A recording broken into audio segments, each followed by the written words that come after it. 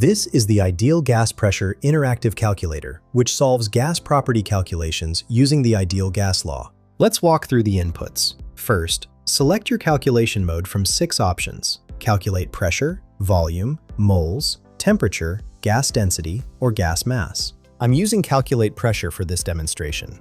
Next, enter your known values in the input fields: pressure, volume, amount in moles, temperature, molar mass, and mass. You'll also see drop-down menus for unit selection. The pressure unit options include Pascal, kilopascal, bar, atmosphere, PSI, and MHHG. I'm using atmosphere. Volume units offer cubic meter, liter, milliliter, cubic foot, and gallon. I've selected liter. Temperature can be in Kelvin, Celsius, or Fahrenheit. I'm using Celsius. Mass units include kilogram, gram, and pound.